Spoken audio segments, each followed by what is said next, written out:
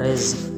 حضرت موسیٰ علیہ السلام سے ایک غریب آدمی نے درخواست کی کہ آپ کلیم اللہ ہے، اللہ تعالیٰ سے دعا کرے کہ وہ میرا رزق بڑھا دے، مجھے کئی وقت فاقے ہو جاتے ہیں۔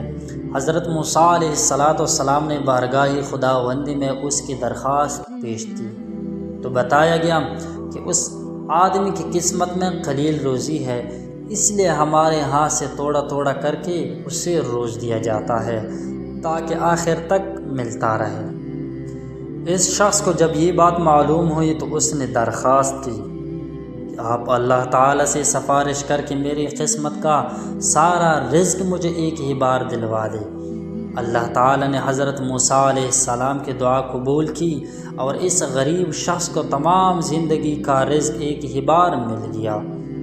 اس شخص نے فوراً لنگر خانہ کھول دیا اور اعلان کر دیا کہ جس شخص کے کھانے کا انتظام نہ ہو وہ ہمارے لنگر خانے سے پیٹ بھر کے کھانا کھا سکتا ہے۔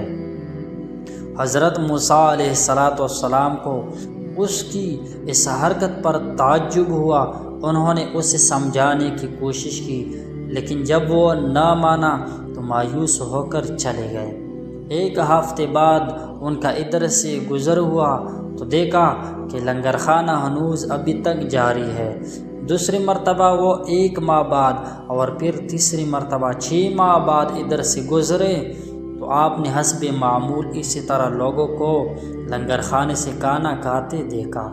ان کا خیال تھا کہ اس غریب آدمی کی دریا دلی کی بدولت سارا رزق چند روز میں ختم ہو جائے گا، مگر لنگر خانہ ابھی تک مسلسل جاری تھا۔ آپ نے اللہ تعالیٰ سے عرض کیا، یا اللہ یہ کیا قصہ ہے؟ اس کا تھوڑا سا رزق ابھی تک چل رہا ہے۔